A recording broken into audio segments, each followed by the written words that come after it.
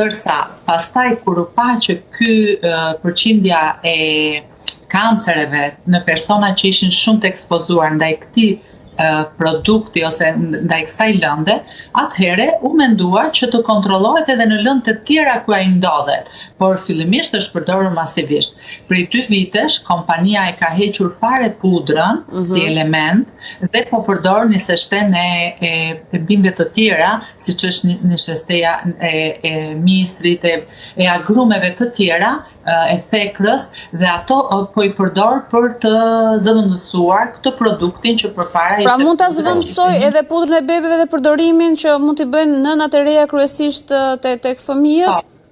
Nisë shteja. Johnson & Johnson kishte mbi 2 vite që nuk e përdorte më, nuk e merrte këtë mineral të çmuar që kishte këto veti të mira përpara, nuk e merr dhe nuk e përdor tashmë.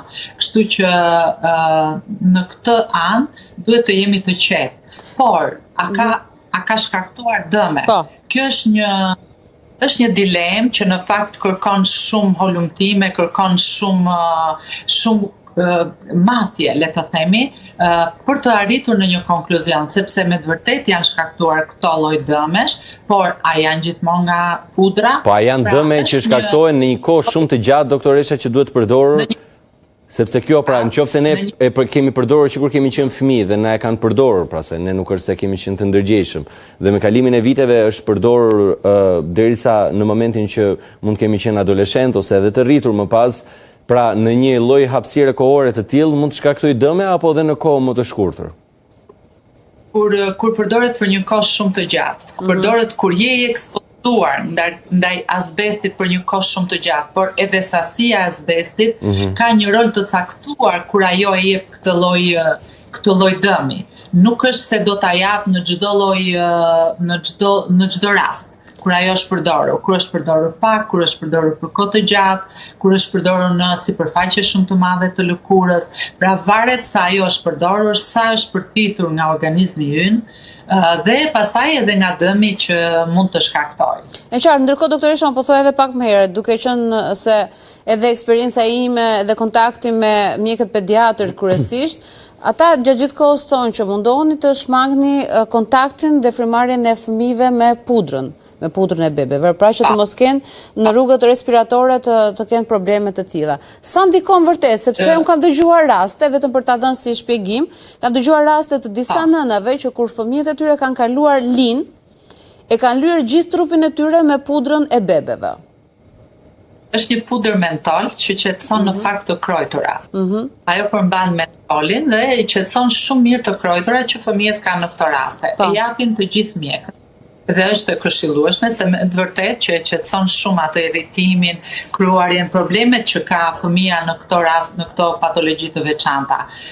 Por, a duhet çdo lloj pluhuri, çdo lloj grimce, që është në trajtën e pudrës, se mund të jenë edhe pluhura të tjerë, duhet evituar dhe duhet larguar nga frymarrja që fëmia mos ta afit.